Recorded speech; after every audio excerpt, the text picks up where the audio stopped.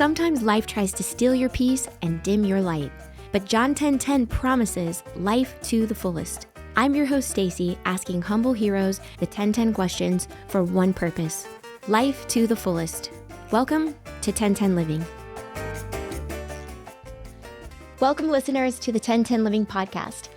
I'm Stacey, and today you have joined the kickoff for the Unsuspecting Duo series. And today you're in for a treat to meet our featured guest, Kelly Preston. We have both lived through things that most people don't talk about, and we found a way to still live life to the fullest. And you're going to hear about it. I'd like to kick off this series explaining to our listeners what 10:10 living means to me. Why plot twist for life to the fullest? And then you get to meet Kelly. So about 10 years ago, I began my business called 10:10 Living, based on the principles of John 10:10, learning that life to the fullest is possible, but it isn't just by happenstance that this comes to fruition. It's a choice that we all have, and it's available to all of us. As I began my career as a trainer and Pilates instructor 25 years ago, I worked with people of all walks of life, men, women, boys, girls, younger and older, and I learned by real life application that certain habits, choices, and thoughts draw us closer to the version of our fullest life, and certain ones draw us away from this. I started to pay attention to other people to see what they did, and when I came across individuals that seemed to be living life to the fullest, along with the really tough stuff, I decided to take that to heart, the nuggets of wisdom that I learned, to apply it to my own life and to see if it really worked for me too. And it did. I surrounded myself with people who I noticed live life to the fullest consistently. Something important here is that what they all had in common was extraordinary difficulties that they faced, and yet they were still healthy, full of joy, great senses of humor, and they all have done incredible things in life. Then life threw me, personally, a bunch of curveballs and hard things. So I got an actual chance to decide, what am I going to do now? Now I can implicitly say that what I have learned and applied to my life, living life to the fullest, is possible no matter what. And this is now my steadfast purpose, to share it with the world, that it's possible to go through the worst difficulties in life and still live this full, abundant, more than we could ever ask or imagine life. And this is how the podcast was brought to life. I started thinking, wouldn't it be amazing if I could interview all the people in my life who are living life to the fullest their way and share with the world so that we can hear different perspectives, all walks of life, of how they're doing it. A quote that I love from the book Tribe of Mentors by Tim Ferriss is, the only true voyage would be not to travel through 100 different lands with the same pair of eyes, but to see the same land through 100 different pairs of eyes. The irony of our fullest life is, compared to one another, one person might think that my fullest life is not at all what they call their fullest life. That's what makes it fun. We are all uniquely designed, and we can all learn from one another. These are my plot twist people. The people who you would never expect how much they've been through based on the way they live, the attitudes they keep, the faith they have, and the impact they make in the world. These are the ones who took a crap situation and said, yes, that was terrible, and I'm going to live life to the fullest anyway. I call all of our featured guests humble heroes, aka a word I love, wonderkins, because these are people who show exceptional talent or ability far beyond their years.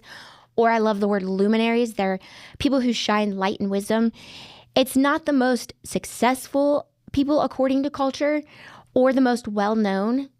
In this podcast, you're going to meet some of the healthiest people who live out living life to the fullest, which when the principles of this are applied, it can make anyone have the most successful life ever. These are the standalone full lives of our seemingly silent heroes in life that you're going to meet. So in these episodes, with each guest, here's what you can expect.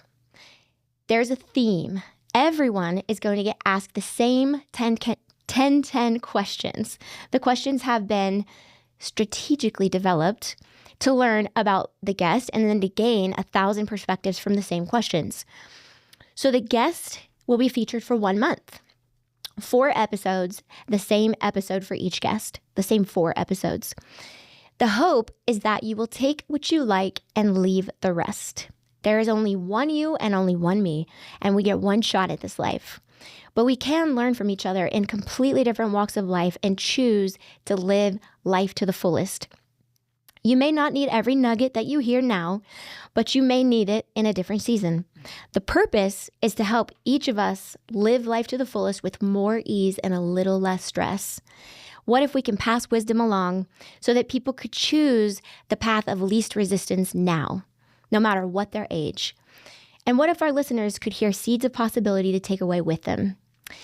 So episode 1 is called Life to the Fullest according to Kelly Preston. And without further ado, please allow me to introduce our guest, Kelly Preston. I'm going to read her a quick bio for her to tell you a little bit of who she is and what she has done and what she's currently doing.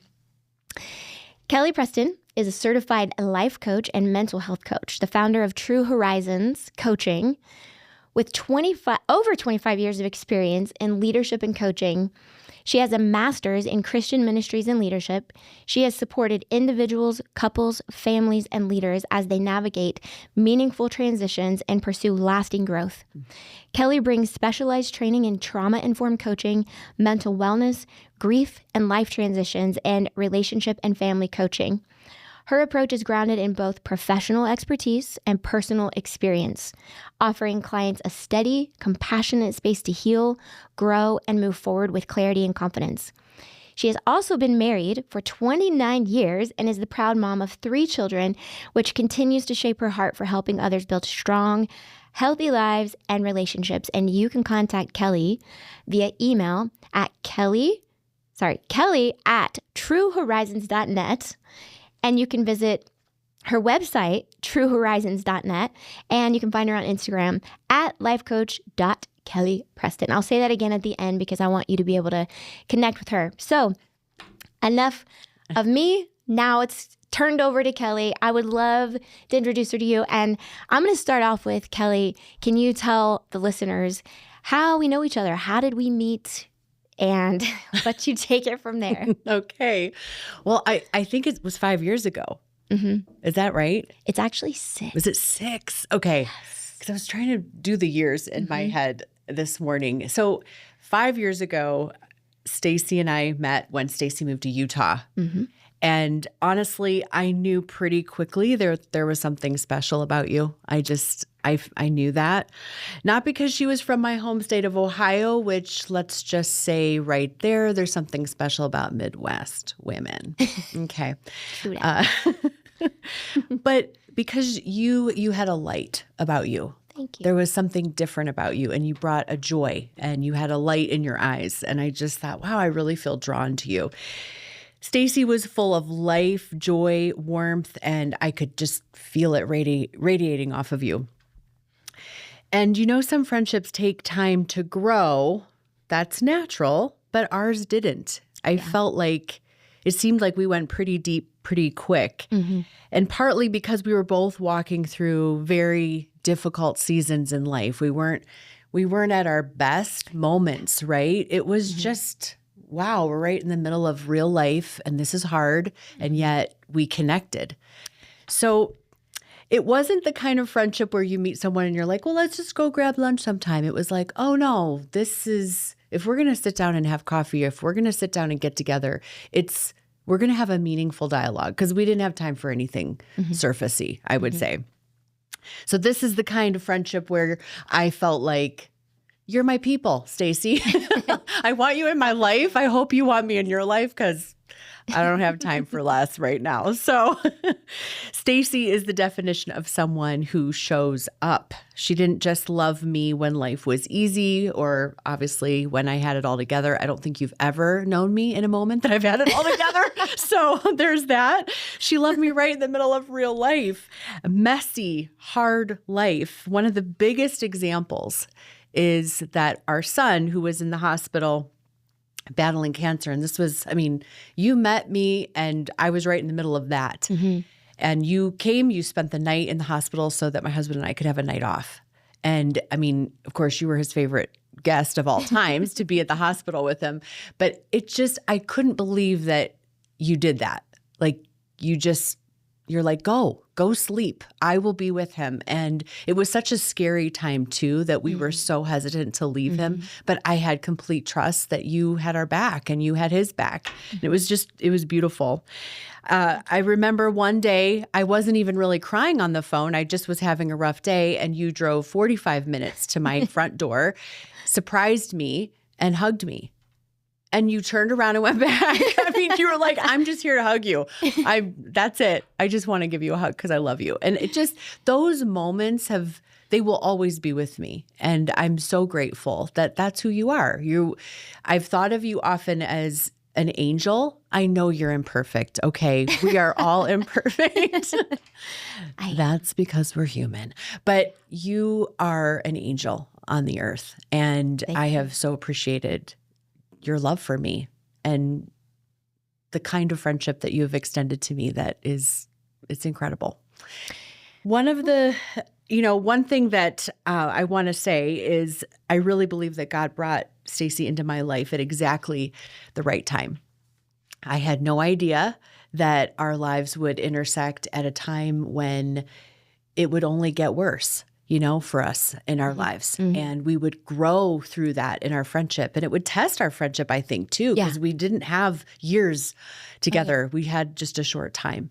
So I'm so grateful that God brought you into my life. And I'm so thankful to be able to do this with you today. So this is exciting. Well, I'm thrilled to have you as my first guest. It's such an honor. And I would say it's exactly the same. The minute I met Kelly, I was relieved because I moved from Ohio with all my closest friends and family and had nobody I knew here. And I met you and I really felt this relief. I'm going to be all right. And I felt like I had a true friend immediately. I felt like I don't feel like I am part of their family. And I really felt when I left Ohio that it took a huge leap to leave and move here.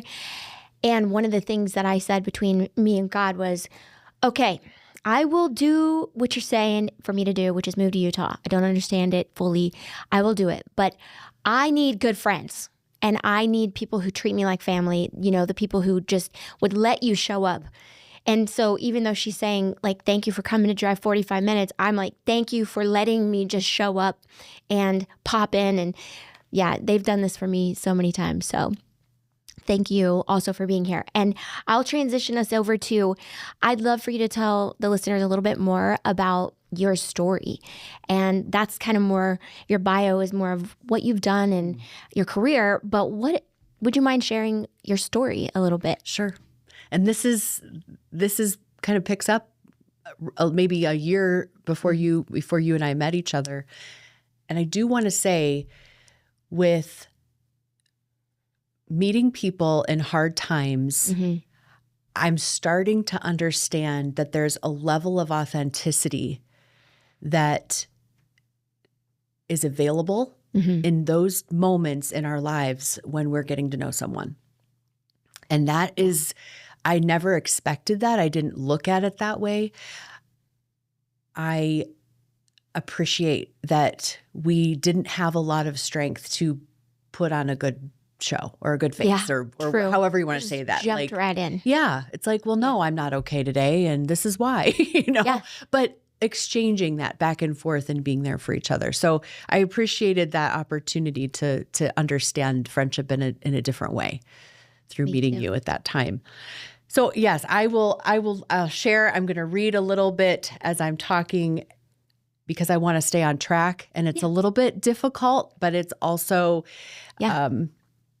it's life. So my story has been about what happens when life changes everything about your life. And you have to find a way to keep going and keep going for real, not just, sometimes it's surviving. Sometimes it's, I don't have anything else but putting one foot in front of the other, but I know that I need to keep going. Mm-hmm. And in many ways, it's also the story of the work that I've been called to do. My career has taken different shapes over the years with different roles, different titles, but at its core, it's always been centered on one thing, and that's to help people discover their potential, to help people to walk up, out of fear, to walk into maybe faith or taking risks or doing things that they desire to do, but so many things in life have held them back or pointed to, this isn't possible. I love to help people discover and walk into who they want to be. What I didn't realize is that I would live this work so much before I could lead it or help people in deeper ways. Mm-hmm. So we'll go back 7 years or 6 years. Our oldest son was 21, our precious Ricky. And at 21, he was killed in a car accident. A year before he passed away, right before Stacey and I met, our youngest son began a battle with cancer that he is still battling. And it's been 7 years. And in between those things, we navigated job losses, a cross-country move, the challenges of holding steady our daughter, who is in the middle between these two wonderful brothers. She's our sweet girl, and she has carried more than anyone ever should have to carry. And through all of it, my husband and I have fought for our marriage. We had these moments of choosing one another over and over again in seasons where it would have just been easier to walk away or fall apart. Mm-hmm. And through all of it, we know life is unexpected, right? And it can be so beautiful, and it can also be incredibly hard. But what I've learned is that resilience isn't about avoiding the hard. It's about continuing anyway. We keep showing up. We keep choosing forward. We keep becoming. There have been moments where I've thought, this is just too much. I can't do this. But then you take one step and then another, and somehow what felt impossible becomes something that you're living through. Not because it's easy, but because you're stronger than you knew. Something that people have said to me is, I could never have lived through what you've lived through. And I know I've said that to people in the past too, because sometimes it's hard to imagine living through somebody else's life. But just like you explained, the fullest life for some of us is not the fullest life for others. And we have no idea what we can actually survive until we're in it. Yep. And we're making those decisions to put one foot in front of the other and just take one step at a time. Mm-hmm. So for me, resilience has been built on 3 things, really: faith, grit, and community. Faith in God, who holds me even when life doesn't make sense. Grit that keeps me moving on days that I want to quit. And sometimes that means staying in bed. I'm just going to say that because sometimes that's what it has meant for me. So it means that I'm not getting up that morning. I am going to lay down and take a rest. Mm-hmm. And people, friends and family who have stood beside me when life felt overwhelming. They didn't take away the pain. The faith didn't take away the pain. Grit didn't take away the pain, but they gave me the strength to keep going. And over time, they've made me braver than I ever thought I could be. So if there's one thing that I've learned, it's that life will always bring risk. Some we choose and some we don't. But every step forward, no matter how small, is proof that we're still here. We're still standing. We're still breathing. We still exist. We're still growing into who we're meant to be. And that is where the strength is. And we both have lived through things most people don't talk about.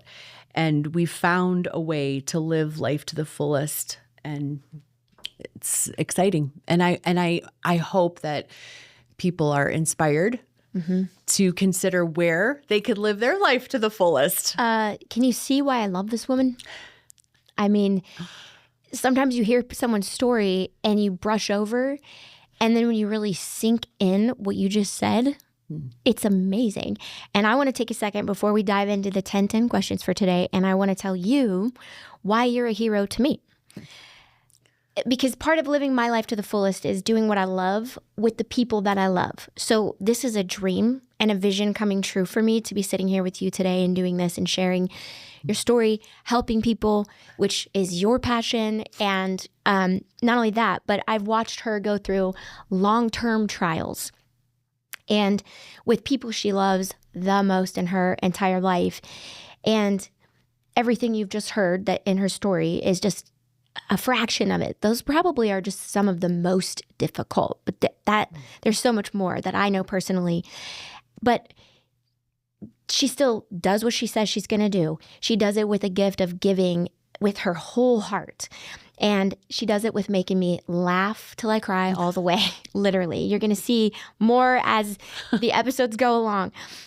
She never judged me for all the difficulties I've had and shared with her, and she walked with me every single step. And side note, she walked through a divorce with me, and not only that, but she then, fast forward years later, walked through my now healthy, happy marriage, and she helped us prepare. She was our coach. And I'm speaking from real life personal experience that it changed me. We did it individually. We did it together, my husband and I, and it changed everything. Our relationship is what it is because of your help. It really is. You are a hero to us. And so she gives real tools. You get real results. So you got to look her up. You got to check it out. And it's hard work. You did the hard work. Ooh, she holds you accountable too. Don't be fooled by the smiley, nice face. And you don't get the chit chat that a lot of times you feel from sessions that you're in. And she does it full of love, grace, and fun. And so to be a part of the Preston fam, Kelly, is a gift. It's an honor. And to watch you as a mom and a wife is something special. And I truly hope to be like you. So with that, thank you for being a real life hero to me. I will now transition to why these 10 questions. They're all designed to lead people, listeners, to remember, how did you and I and all of us, how do we develop life to the fullest? Because it's ever changing, it's ever developing. And that's why I love giving the same questions, but to give all these different perspectives, because you're going to see different ages, races, genders, beliefs, and we're going to learn from each other. And just keep your hearts and minds open. So with that being said, these questions are thoughtfully put together so that as we go along, it's interactive for the listeners to take them to heart and ask yourself these questions. So let's go. Okay. We're just going to 10 questions. There's a theme. 10 living is my Some theme. of these are personal. They are. Let's jump right in. Most people don't like this, but number 1, how many years young are you on paper? Okay. And what is your age in the 10 living spirit? Because I will say, I thought this was an important one to ask because I want our listeners to know, if they're not watching on our video, what age are you? What perspective are you coming from? How many years have you been living this life? And how old do you feel in your 10 living spirit? Because I think those are very different. So, well, okay. Thank you for ripping the Band-Aid off and asking me that. The weight is next, isn't it? You're going to ask me how much I weigh. Okay. I'm just kidding.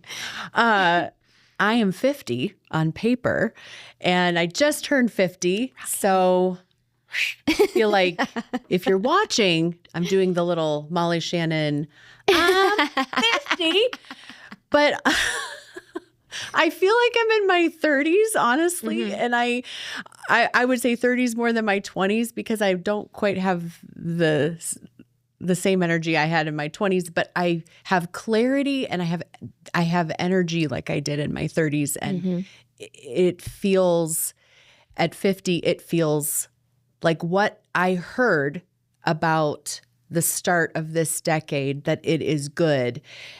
And I didn't believe all these people that said this to me, that 50 is the best time. But you're loving it.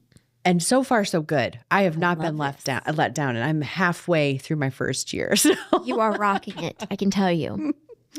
Okay, well, thank you for sharing that. Number 2, what season are you in right now? And here's the reason I ask that.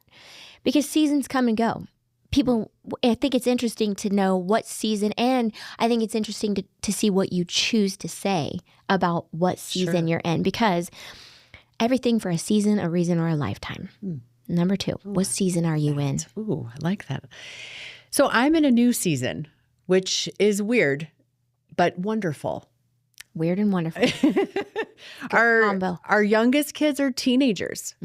So I feel like life feels a little less frantic in the sense that they're very self-sufficient. Our daughter drives, our son, they're social, they do their thing, and we have fun. It's just fun in our house. I can vouch for that. Yeah. They are all fun. They really are. I'm lucky to know that. And they love you. So my pace has slowed down a little bit. And I didn't expect that, quite honestly, until maybe the empty nest stage. But my pace has slowed down. I'm learning to enjoy the slowness. I have been a little bit, I have been very intense most of my life, and I still am intense, but the pace that I was at, even with young kids, it was pedal to the metal, and we're going to do as much as possible. We're going to fit everything in. We're going to be busy. And so this is definitely a new season. I'm learning to be present. I'm learning to enjoy just the daily interactions, the moments. We do a lot of laughing. We do a lot of kind of just talking and listening. They're not at an age where I can fix things for them. So I hold my tongue a lot because they've got to figure things out. So it's just definitely a new season. Ooh, that's interesting right there. And also, don't forget, listeners, ask yourself these questions and think about what season you're in. All right, number 3, what got you here? And I also asked it in this way on purpose because I think it's going to be so interesting to see what people pick. What got you here? Yeah. So a major career shift for me. And honestly, with that, a major head shift and a heart shift. I went from life coaching as something part-time to that's what I do. And I do work with my husband in a business as well, but it's very part-time. But my schedule is my own for the first time, which I am enjoying. So life has thrown me some things that have changed my perspective and made me evaluate what matters most. And so being able to slow down, being able to have time to make my own schedule has really been a game changer for me. Okay, well, that ties right into number 4. Who helped you get here? Because let's face it, we all need help, and somebody's helped us along the way. So who helped you get here? So I would say you're in the room sitting here. So, I mean, my community, the people that I have surrounded myself with have helped me get here. And my biggest supporter is my husband. He's just a huge part of my story. He's my partner, but he's truly one of my best friends. He's always encouraged me to follow my heart, to take leadership roles, to take risks, to start new things. He's been behind me every time.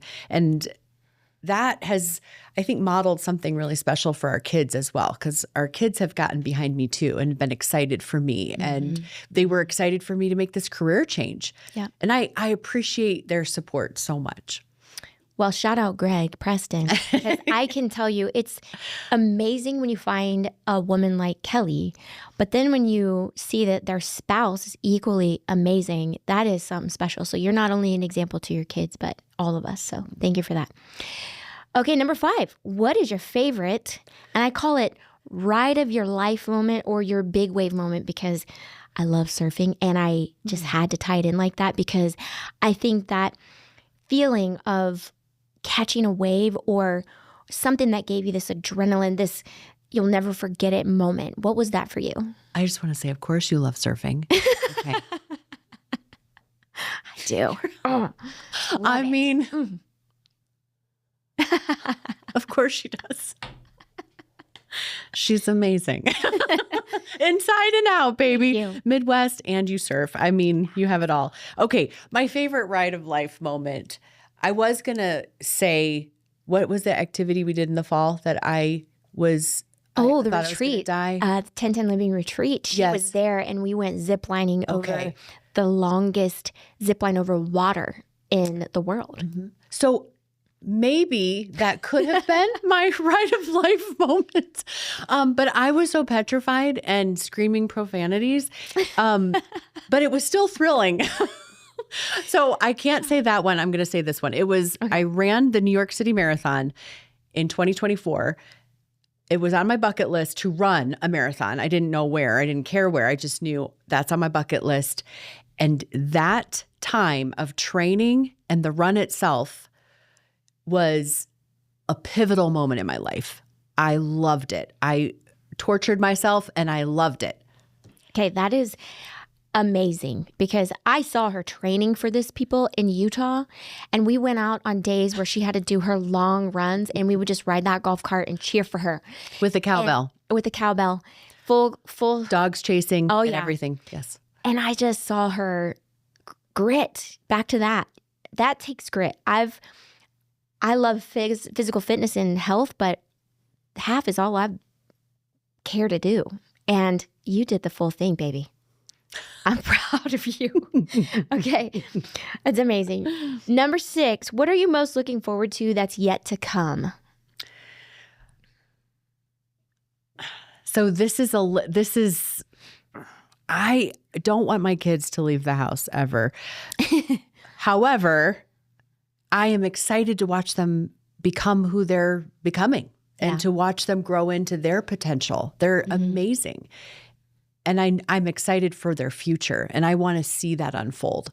So that, I would say, is something that I'm most looking forward to. And I'm also looking forward to more travel in my life. I love traveling. And in really every season that Greg and I have had, even in seasons where finances were scarce, we found a way to travel, even if it was on the cheap. But we love it, and it's life-giving to us. Well, I think that's incredible. I am a stepmom. I'm a bonus mom. And I can't imagine how that feels to know that you got to loosen the grip and let them fly and still love them just as much. But because I love Claire and Jackson so much too. And I'm like, no, you're not leaving. Exactly. Whatever you think, no. That's right. No, I'm just kidding. That's amazing as a mom, and that shows your love. Okay, number 7, what dreams do you still have? And the reason I like this question is because no matter what age you are, I think part of living life to the fullest is to still keep dreams, imagination, and vision alive. So what dreams do you still have? So I have such a deep desire to help people wake up to their potential. And I say wake up to it because I think sometimes we anticipate our potential, but we miss the signs.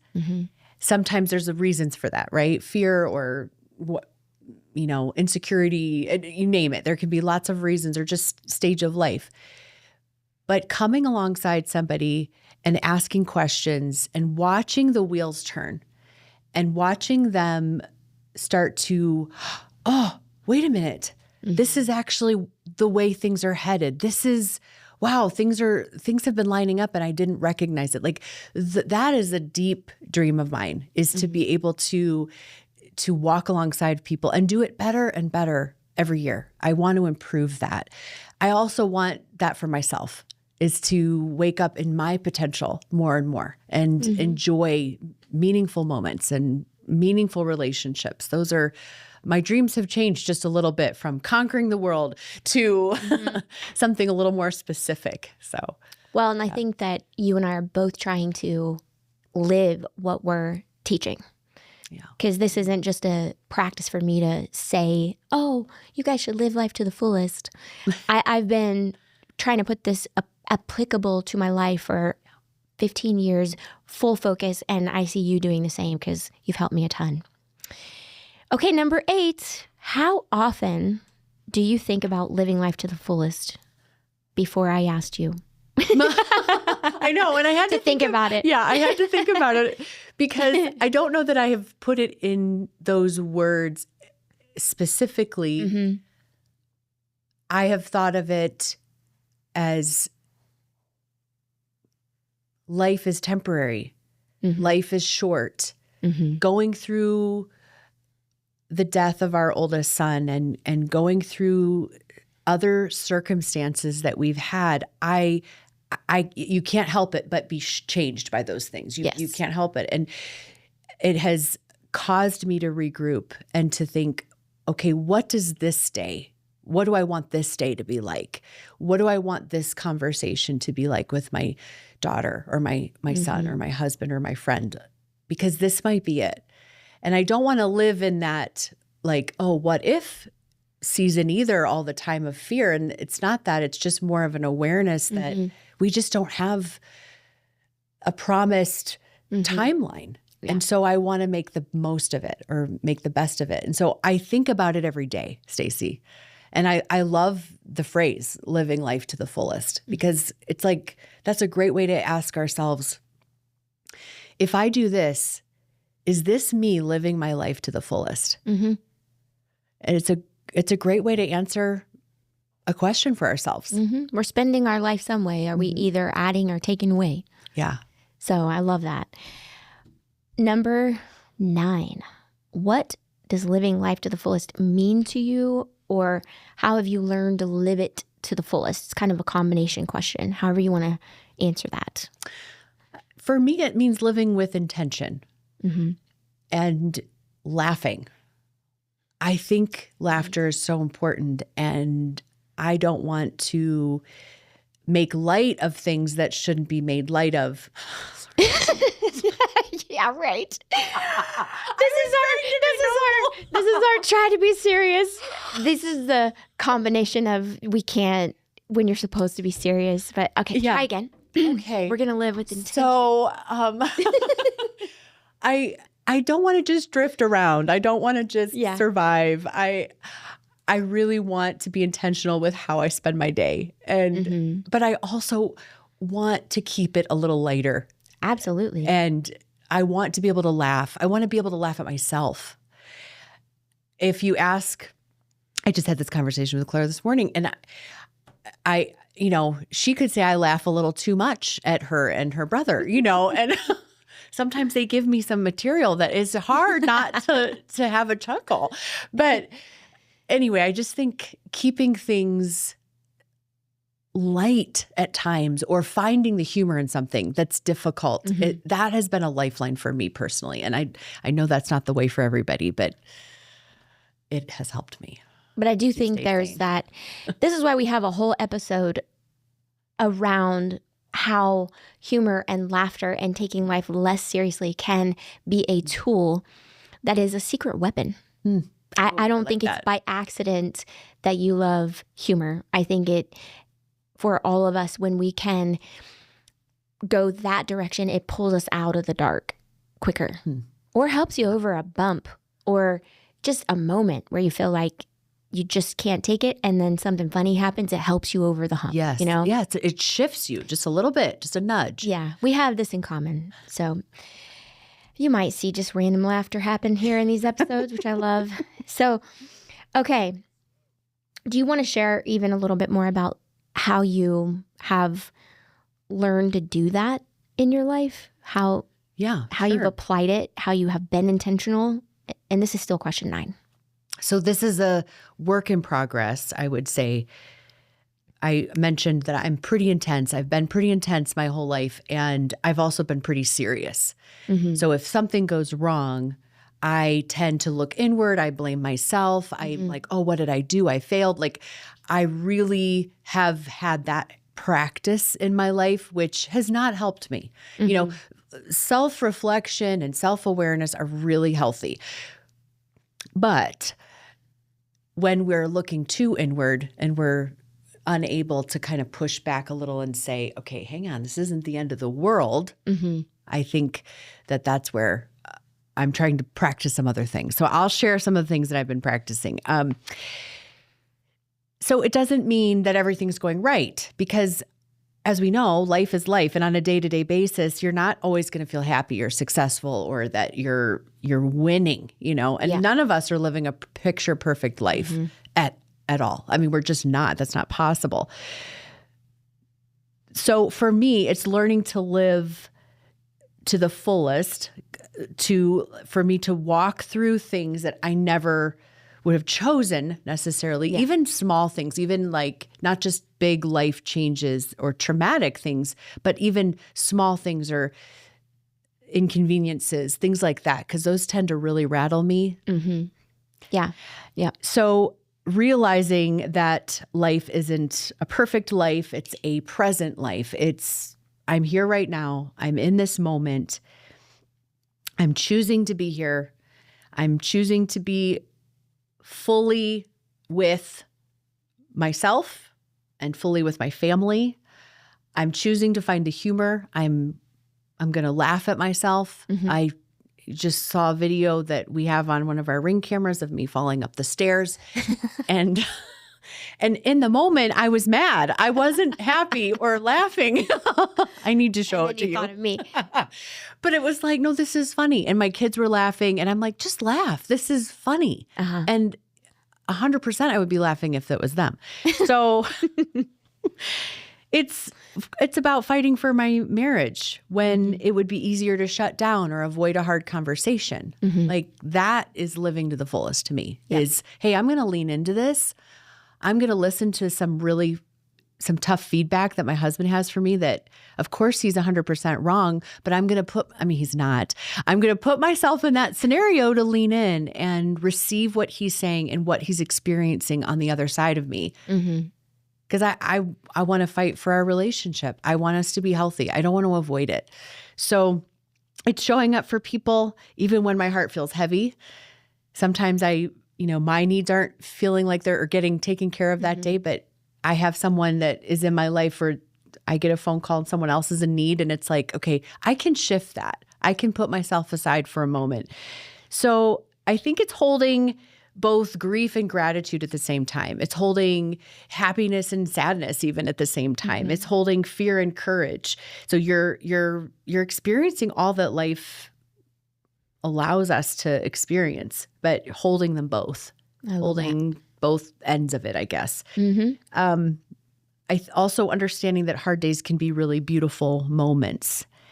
And even looking back at the traumatic moments, those have not canceled out the beauty. I'm always going to be grateful that I got to be Ricky's mother. And I miss him like crazy.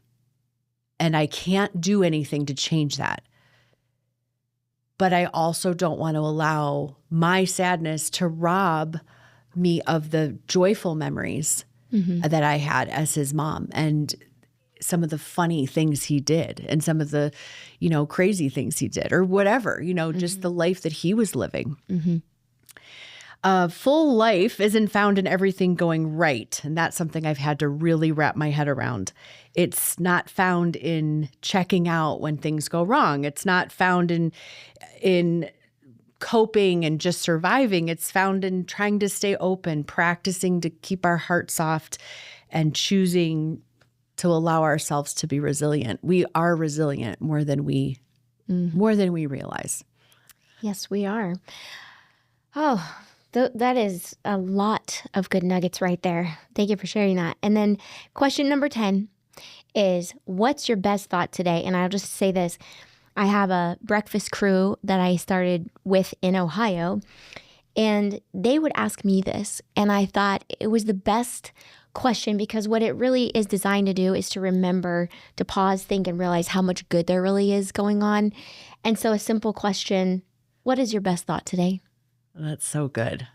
That's so good. And I'd love, like, if listeners, for them to think about that too, just right now, right? Like, what's your best thought today? Mm-hmm. So if you could give us, what is your best thought? Yeah. So my thought today is that God is real, that love is real, that you matter, that you, listener, you matter. You are not invisible. You're not behind. You're not too much. Just being you is already impacting the world around you. Just by you breathing in and out, you are making a difference in this world. Thank you so much. Well, listeners, as we end this episode, I would also like to challenge you to think about these questions for yourself and try to apply them to your life and your day today even. Just start with now. And this podcast is meant to be interactive with you. So the hope is that each one of us will grow. So while life keeps twisting, we keep living. So go out and live life to the fullest.